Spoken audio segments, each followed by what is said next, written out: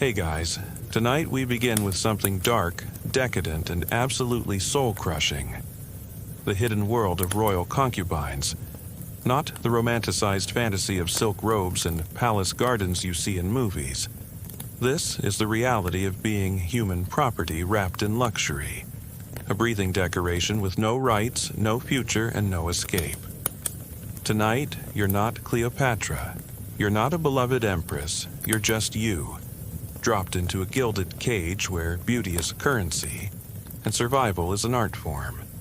So, before you get comfortable, take a moment to like the video and subscribe, but only if you genuinely enjoy what I do here. And let me know in the comments where you're tuning in from and what time it is for you. It's always fascinating to see who's joining us from around the world. Now, dim the lights, maybe turn on a fan for that soft background hum, and let's ease into tonight's journey together. You wake up to the sound of silk rustling and hushed whispers. The first thing you notice is that your bed is impossibly soft, the sheets finer than anything you've ever touched. The second thing you notice is the chain around your ankle. It's gold, beautifully crafted, studded with tiny emeralds. It's also attached to the wall. Welcome to your new life as a royal concubine, where even your restraints are works of art. Your room is stunning. Marble floors inlaid with precious stones, walls draped in tapestries that cost more than entire villages. A ceiling painted with scenes of gods and goddesses who probably wouldn't approve of what happens here. There's a fountain in the corner, trickling softly, because apparently even your imprisonment needs ambiance. The window is barred with gold filigree, beautiful enough to make you forget you can't leave. You're wearing a silk robe that feels like liquid starlight against your skin. It's cut low, tied loosely, designed to fall open at the slightest movement. This isn't clothing, it's packaging. You're a gift that's been unwrapped and rewrapped 1,000 times, always ready for the next recipient. There's a mirror across from your bed, and you catch sight of yourself. Your hair has been oiled and braided with pearls. Your lips stained with crushed berries. Your eyes outlined in kohl that makes them look larger, more vulnerable. You look beautiful. You look expensive. You look terrified, and that's exactly how they want you. A servant enters without knocking. She's older, maybe 40, but her eyes look ancient. She sets down a tray of food that smells incredible. Fruits you've never seen. Pastries that glisten with honey. Wine that probably costs more than your family's yearly income. She doesn't look at you directly. She can't afford to see you as human. Eat, she says quietly. You have an appointment tonight. An appointment. That's what they call it when the emperor decides he wants to play with his toys. You're not a person with a schedule. You're an object with availability. The food tastes like ash in your mouth, but you eat anyway. Starving yourself won't free you. It'll just make you weaker for whatever's coming. The servant begins preparing you like you're a sacrifice, which in many ways you are. She bathes you in water scented with jasmine and rose petals. She massages oils into your skin until you gleam like polished marble. She applies makeup with the precision of an artist, because that's what you are now, a living work of art meant to be admired, used, and discarded. Remember, she whispers as she works, smile when he enters, lower your eyes when he speaks, never ask questions, never say no, never cry where he can see you. These aren't tips, they're survival instructions. The difference between living another day and becoming a cautionary tale whispered among the other concubines. You want to ask how long she's been here, how many girls she's prepared for these appointments, how many never came back. But you already know the answers would destroy what little hope you have left. The palace is a maze of corridors that all look the same, designed to disorient and confuse. You're led through passages lined with guards who don't look at you because you're not important enough to acknowledge. You pass other concubines being escorted to their own appointments, each one walking like she's heading to her own execution. Because in a way she is. Every time you're summoned, a little piece of who you used to be dies. The throne room is magnificent and terrible. Gold everywhere. Precious stones embedded in the walls like frozen tears. Tapestries depicting conquests and victories over people who probably looked a lot like you. The throne itself is carved from a single piece of jade, big enough for a god, occupied by a man who thinks he is one. The emperor is younger than you expected, maybe 35, handsome in the way that power makes men handsome. Well-fed, well-dressed, well-pleased with himself. He's discussing trade routes with advisors, casually deciding the fates of thousands while you wait in the shadows like a pretty afterthought. When he finally notices you, his smile doesn't reach his eyes. It's the smile of someone examining a new horse or testing the edge of a blade.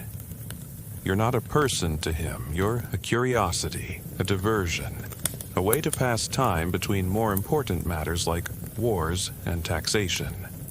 Approach, he says, and his voice carries the weight of absolute authority.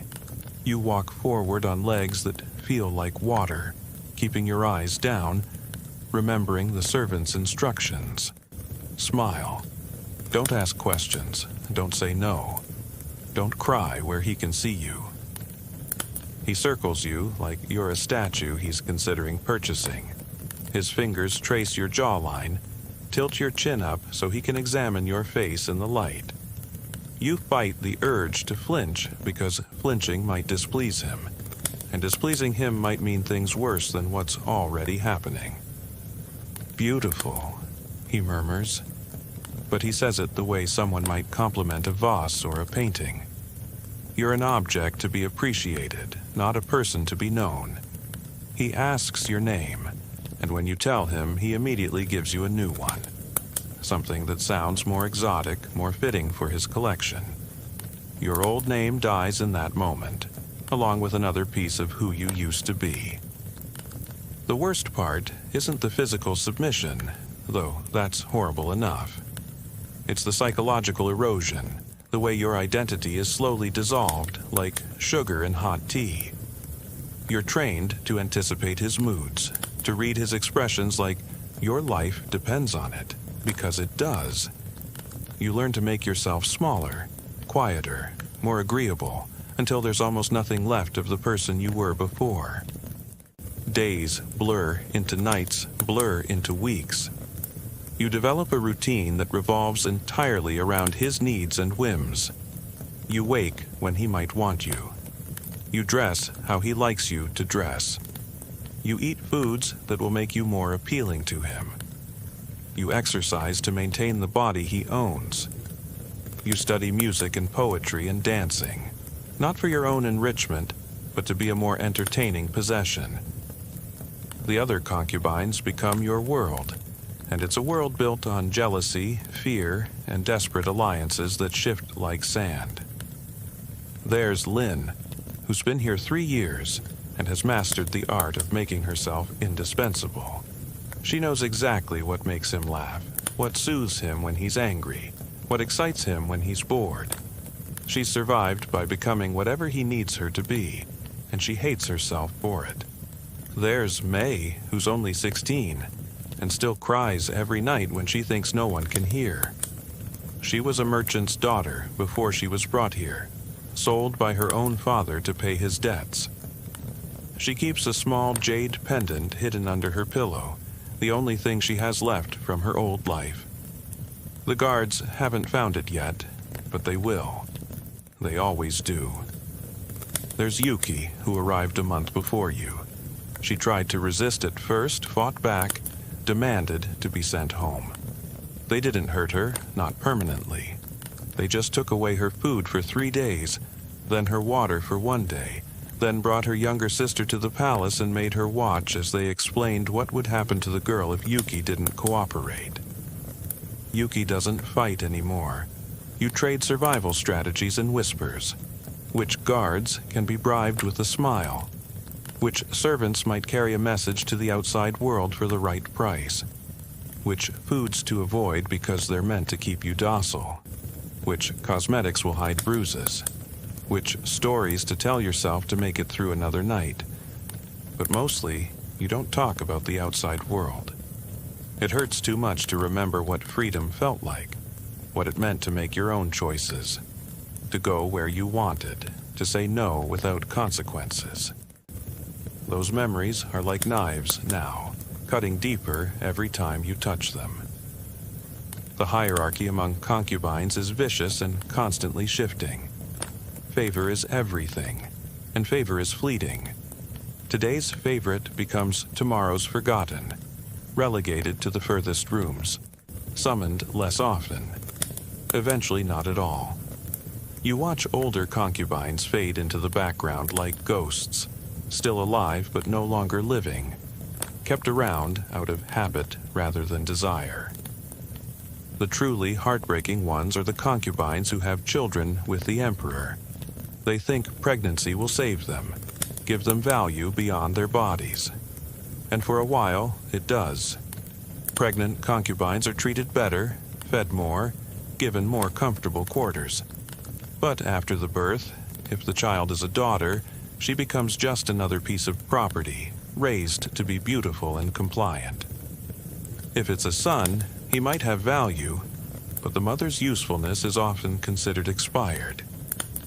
You meet women who haven't spoken to their children in years, whose sons now outrank them in the palace hierarchy, whose daughters are being trained for the same fate that befell their mothers.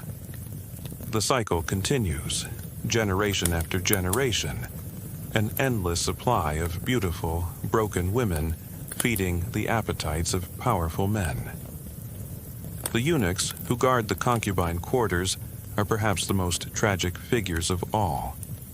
Most were castrated as children and sold into service, sacrificing their manhood for the promise of steady work and a place in the palace hierarchy.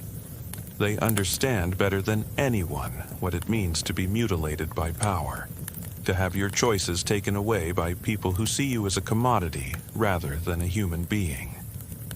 Some of the eunuchs are kind, offering small comforts when they can get away with it. They might warn you when the emperor is in a particularly dark mood, or slip you an extra sweet when you're feeling especially low. But others have internalized their powerlessness and take it out on the only people lower than them in the hierarchy. They might report you for small infractions, deny you privileges, or simply ignore your suffering because acknowledging it would mean acknowledging their own. The palace physicians are another source of horror. They exist to keep the concubines healthy and beautiful, but their definition of health has nothing to do with your well-being and everything to do with your usefulness. They have potions to make you more fertile, more energetic, more compliant. They have procedures to repair damage, to restore what's been broken, to make you new again for the next appointment. They also have ways to prevent pregnancy when it's inconvenient, and ways to end it when prevention fails. These procedures are brutal and often dangerous, performed without anesthesia, because your pain doesn't matter, only the outcome. Some concubines don't survive these interventions, and their deaths are recorded as natural causes, if they're recorded at all. The worst part about palace life is how normal it all becomes. The luxury that once amazed you now feels like gilded shackles. The servants who once seemed exotic now blend into the background. The emperor who once terrified you now just makes you tired. You develop a kind of emotional numbness, a protective shell that lets you function without feeling. You learn to dissociate during the worst moments, to send your mind somewhere else while your body endures whatever's being done to it.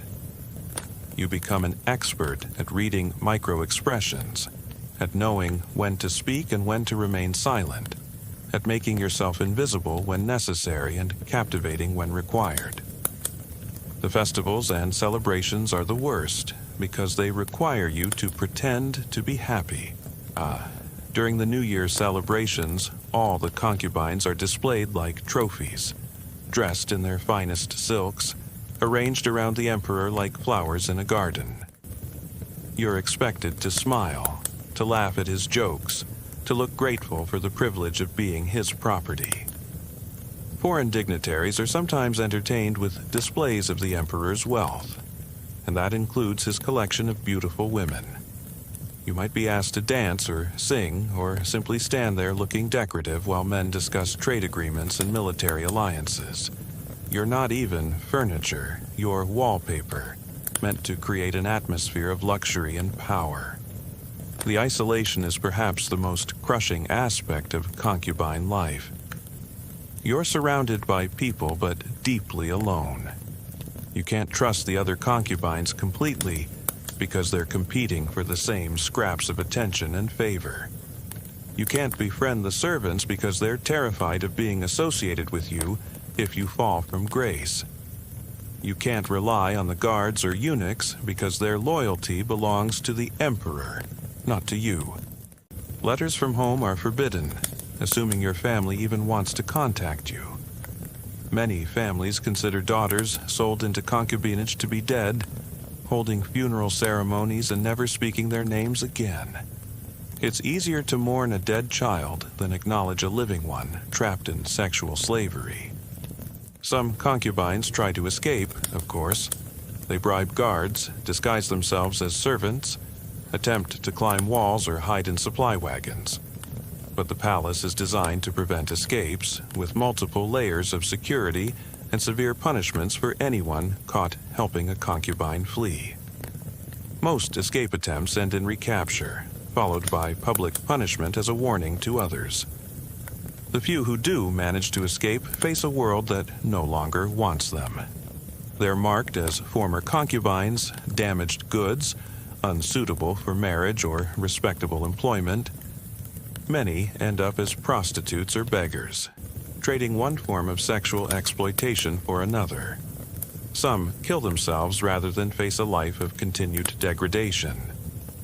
The psychological conditioning is relentless and sophisticated. You're rewarded for compliance and punished for resistance, but the rewards are always temporary and the punishments are always memorable. You're given just enough comfort to make you grateful, just enough hope to keep you trying, just enough fear to keep you obedient. The palace has specialists whose only job is to break down the will of new concubines, to transform rebellious girls into compliant toys. They use techniques that would make modern psychologists weep, combining physical deprivation with emotional manipulation, social isolation with intermittent reinforcement. They study your weaknesses and exploit them ruthlessly. If you're proud, they humiliate you. If you're gentle, they force you to witness cruelty. If you're intelligent, they give you meaningless tasks that waste your mind. If you're religious, they make you participate in ceremonies that violate your beliefs. The food is another tool of control. Meals are irregular, and portion sizes depend on your current standing. Favorite concubines get delicacies and multiple courses. Those who've displeased the emperor get rice and water. The threat of hunger is always present, a reminder that even your basic survival depends on someone else's whim. The concubines develop eating disorders, hoarding food when they can get it, obsessing over their weight and appearance, sometimes refusing to eat as a form of self-harm or slow suicide. The palace physicians monitor for this and force-feed those who try to starve themselves because a dead concubine has no value. Sleep becomes elusive. You're expected to be available whenever summoned, day or night, so you learn to exist in a state of constant alertness. Many concubines develop chronic insomnia, lying awake listening for footsteps that might mean they're needed, dreading the sound and desperately hoping for it at the same time. The beauty routines become another form of torture. Hours spent on hair and makeup, painful procedures to maintain youthful appearance, diets and exercises designed to preserve the body the emperor owns. Your natural aging is seen as a form of theft, stealing value from his investment. Aging concubines are often sent to remote parts of the palace complex, forgotten but not freed, left to live out their remaining years in a kind of luxurious purgatory. They're given enough to survive, but not enough to thrive, maintained like old furniture that might someday be useful again. The seasonal changes in the palace reflect the emperor's moods and preferences. In spring, he might favor younger concubines, fresh faces to match the renewed energy of the season. In winter, he might prefer more experienced women who can provide comfort during the cold months. You learn to read these patterns to position yourself advantageously for each season of favor. Religious festivals often require the concubines to participate in ceremonies that have sexual or fertility themes. You might be expected to dance around symbols of masculine power, to offer prayers for the emperor's virility, to participate in rituals that celebrate your own subjugation as a spiritual act. The palace library is off limits to concubines because educated women are seen as dangerous. Knowledge might give you ideas about rights and freedoms, might make you question the system that holds you captive. Your education is limited to skills that make you more entertaining or useful in bed. Music lessons focus on songs that please the emperor. Poetry instruction covers only themes that flatter his ego. Dancing teaches moves designed to arouse rather than express. Your artistic development is as constrained and directed as everything else in your life. The medical examinations are invasive and humiliating, designed to verify your health and fertility while stripping away any remaining dignity.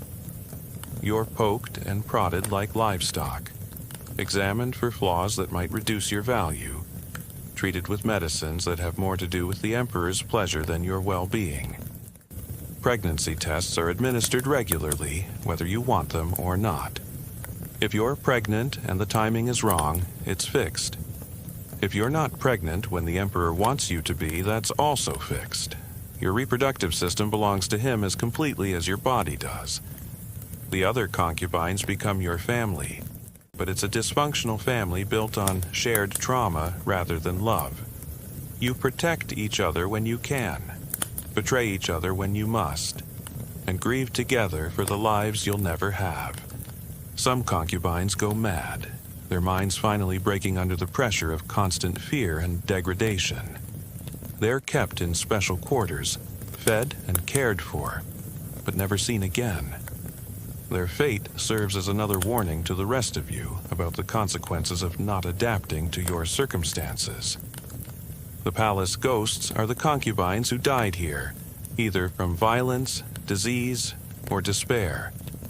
Their stories are whispered among the living as cautionary tales and sources of comfort. At least they're free now, even if freedom came at the ultimate price. You develop superstitions and small rituals that give you a sense of control in a situation where you have none. Maybe you arrange your jewelry in a specific pattern for luck, or say a prayer before each appointment, or keep a lucky stone hidden in your room. These tiny acts of agency help preserve your sanity. The seasonal clothing changes remind you that time is passing, that you're getting older, that your window of usefulness is slowly closing. Each year brings new, younger concubines who make you feel ancient at 25. The emperor's own aging is carefully hidden from the concubines. His hair is dyed, his wrinkles concealed with makeup, his declining performance enhanced with medicines, and techniques designed to maintain the illusion of eternal masculine power. You're not allowed to acknowledge his mortality, even though it might mean your freedom someday. The succession question looms over everything. When the emperor dies, what happens to his concubines? In some dynasties, they're buried alive with their master. In others, they're passed on to his heir like any other inheritance. In the most merciful cases, they're sent to live in religious institutions, trading sexual slavery for spiritual servitude. You learn to live entirely in the present moment because the past is too painful to remember, and the future is too uncertain to contemplate. Today, you're alive, fed, and relatively safe. Tomorrow is someone else's problem. The small rebellions become precious. Maybe you hide food for a hungry sister concubine, or you deliberately misunderstand an instruction, or you sing a song from your childhood instead of the one you were taught. These tiny acts of defiance help you remember that somewhere inside the compliant shell you've become, the person you used to be is still fighting. The palace artisans who create the beautiful objects around you are often slaves themselves, talented craftsmen captured in wars or bought from desperate families. Their situation reminds you that the entire magnificent structure you live in is built on human suffering disguised as luxury. The seasonal festivals become markers of time served rather than celebrations. Another year passed, another year survived, another year closer to whatever freedom might look like for an aging concubine. The dreams are the worst part of sleeping. Your unconscious mind replays the day's humiliations, imagines worse scenarios that might come tomorrow, or cruelly shows you glimpses of the life you might have had in another world where you belong to yourself. You learn to find beauty in small things because the grand beauty around you is tainted with suffering. A flower growing in a crack in the courtyard wall, a kind word from a servant, a moment of genuine laughter with another concubine. These become treasures more precious than all the gold and jewels that surround you. The palace may be magnificent, the food exquisite, the clothing luxurious, but underneath all that beauty lies a simple, horrible truth. You are a slave, a beautifully dressed, well-fed, carefully maintained slave, but a slave nonetheless. And no amount of silk and perfume can change the fact that you belong to someone else, body and soul, until the day you die. The hidden horror of being a royal concubine isn't just the sexual exploitation or the physical captivity. It's the systematic destruction of your sense of self, the way your identity is slowly erased and replaced with something that exists solely for another person's pleasure. It's being treated like a precious object instead of a human being, cherished for your beauty, but never loved for who you are. It's knowing that you're living in a golden cage, surrounded by beauty that's meant to distract you from the bars. It's understanding that your captors don't see themselves as monsters because they've given you silk sheets and perfumed baths. It's the gradual realization that you may never escape, not because the walls are too high, but because after years of conditioning, you may have forgotten how to be free.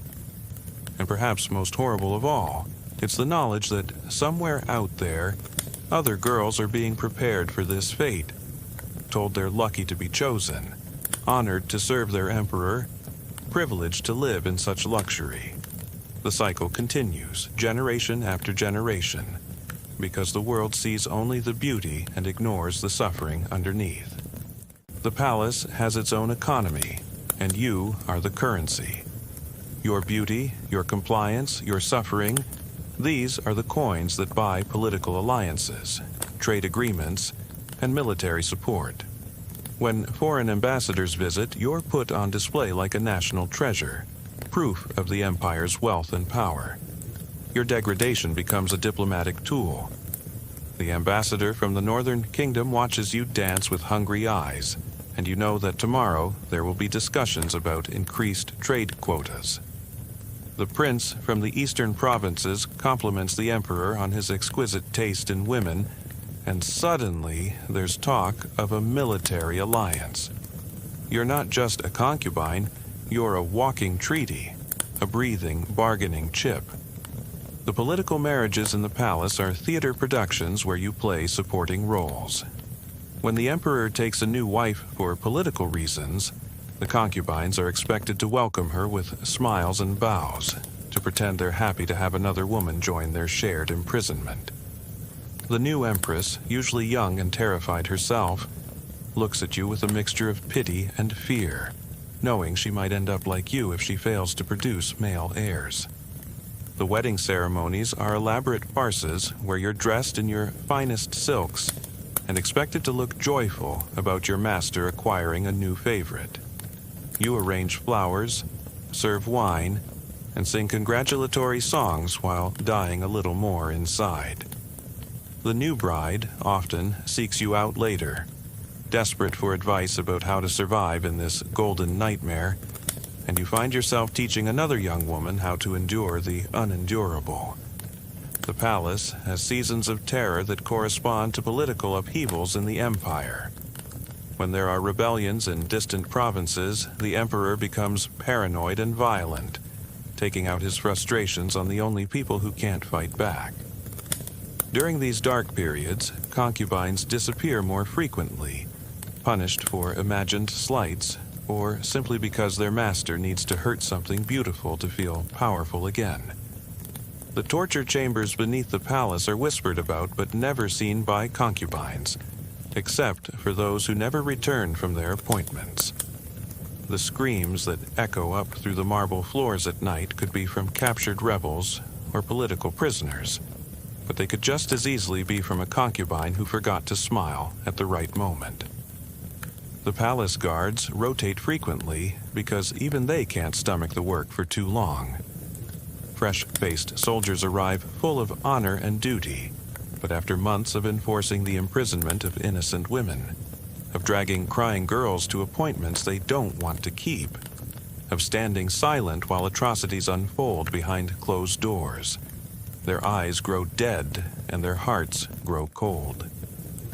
Some guards try to help, slipping you extra food or a kind word, but they're always discovered and transferred, or worse.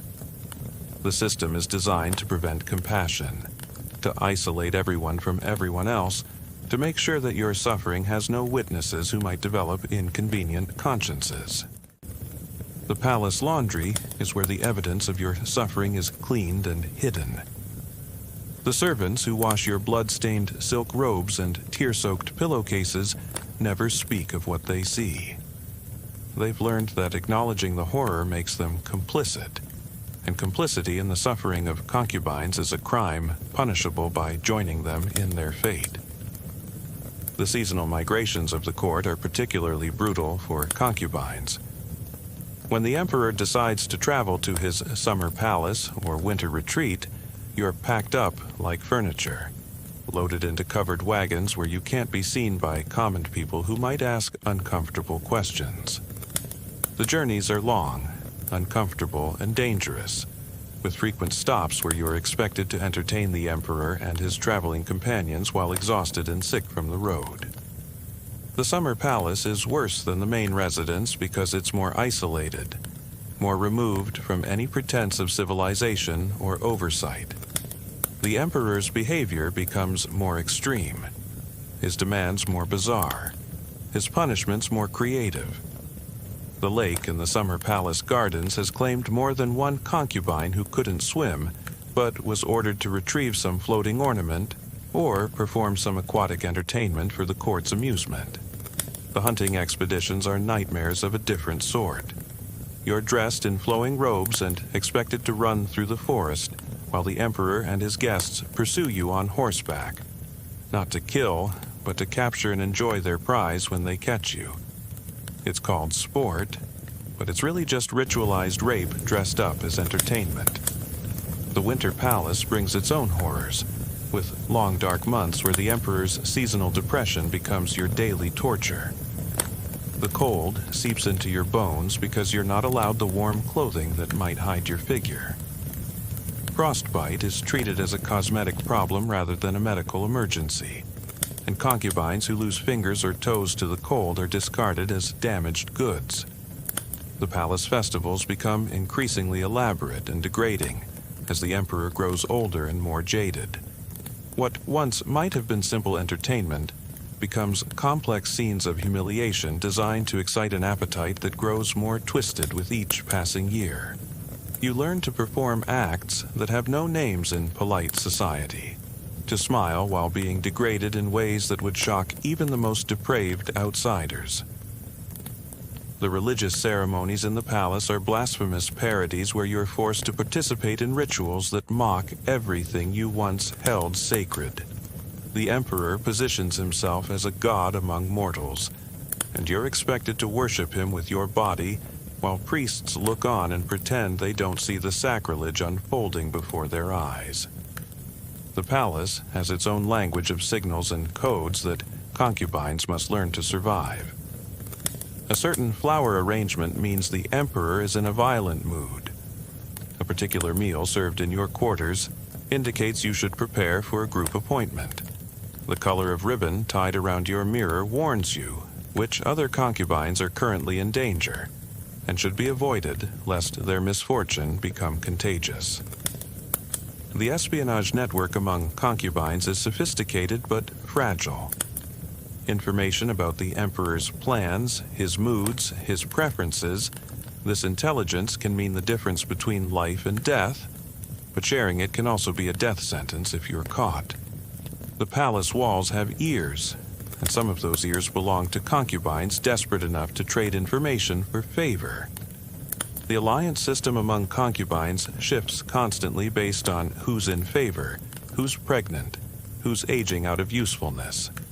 Today's protector becomes tomorrow's rival when circumstances change.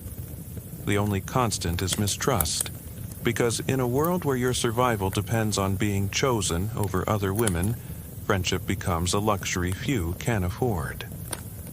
The palace has entire wings that house former concubines who've lost their minds to the horror of their circumstances. They're kept alive but hidden away, fed and clothed but never seen, living reminders of what awaits those who can't adapt to their circumstances.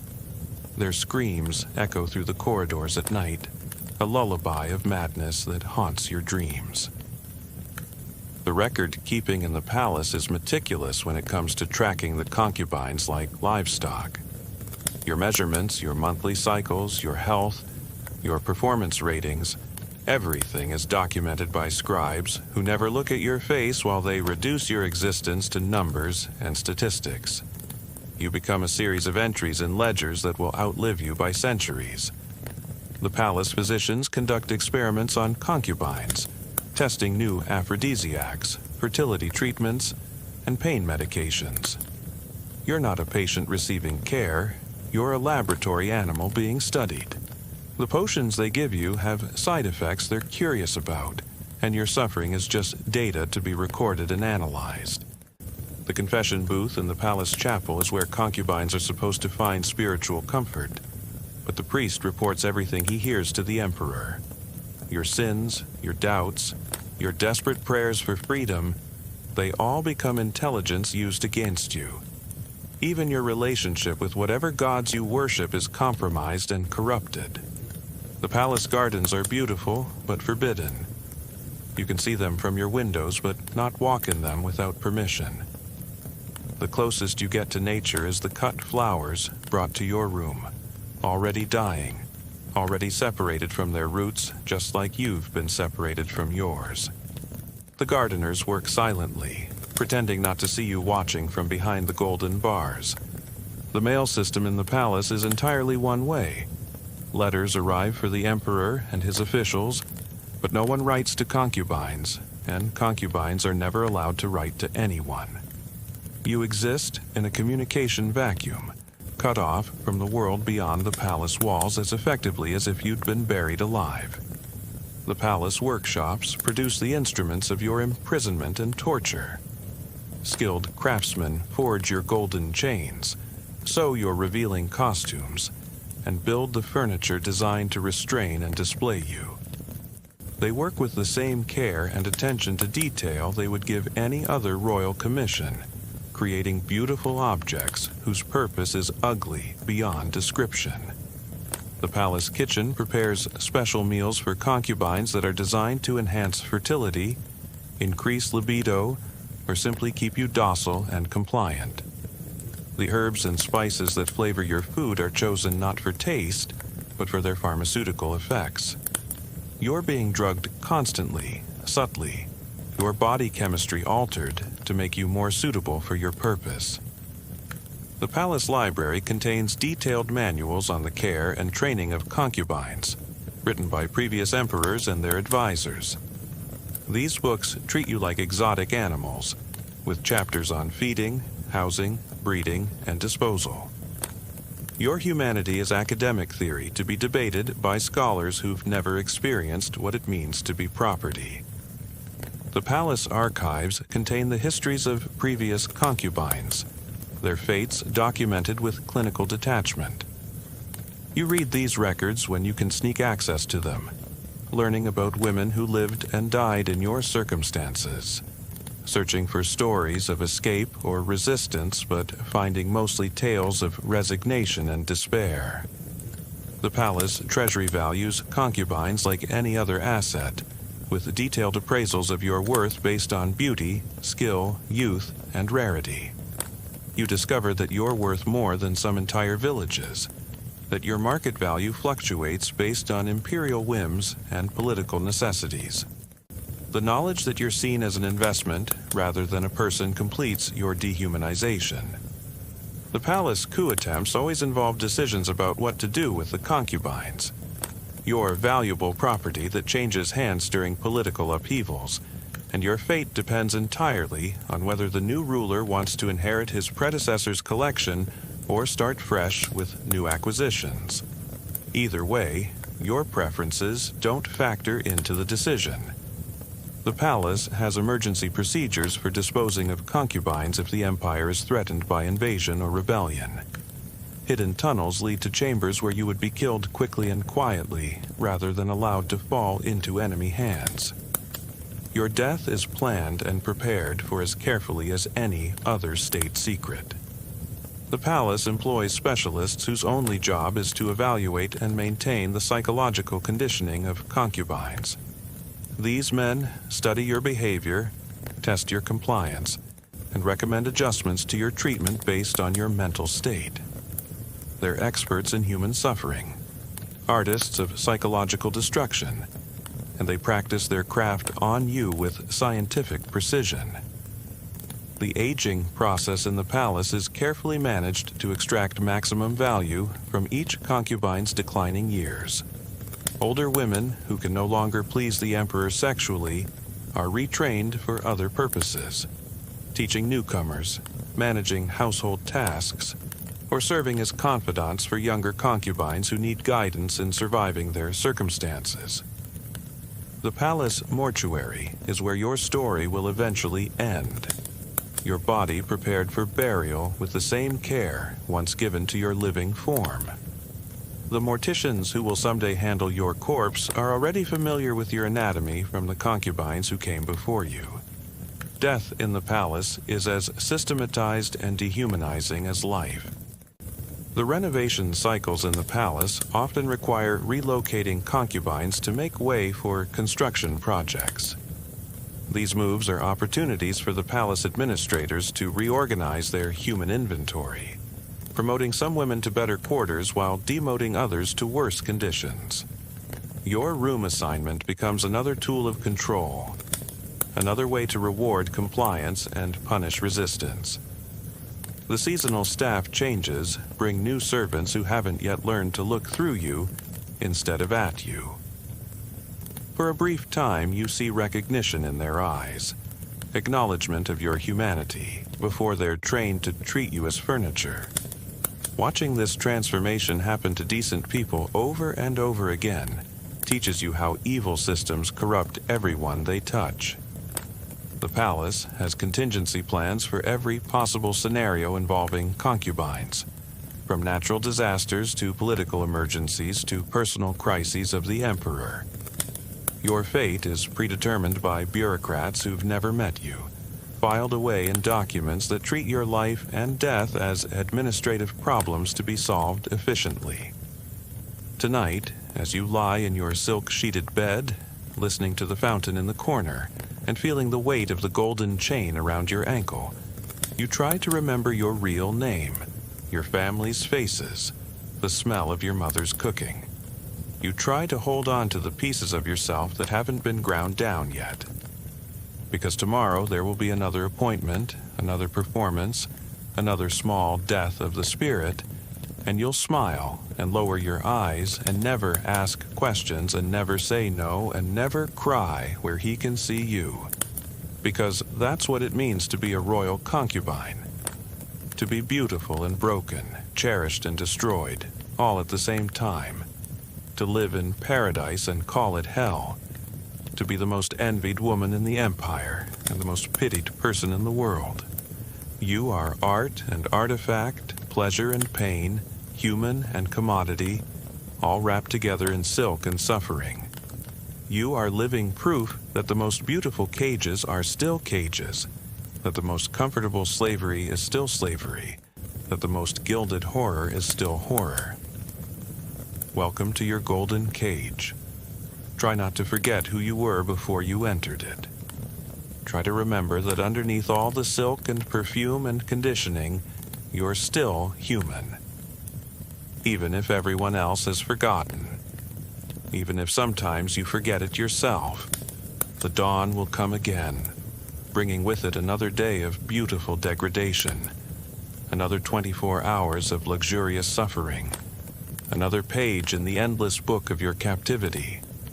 But tonight, in the darkness of your golden prison, you hold on to the one thing they can never truly take from you.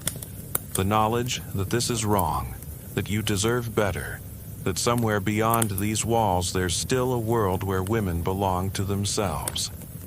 Hold on to that knowledge. Hide it deep where the palace physicians can't drug it out of you, where the conditioning specialists can't condition it away, where the emperor's power can't reach it. Because that small flame of truth is the only thing that keeps you human in a place designed to make you forget what humanity means. And someday, maybe that flame will be enough to light your way home. Or maybe it will simply keep you warm in the cold darkness of captivity. Either way, it's yours. And no emperor in any golden palace can take that away from you. Not today, not ever.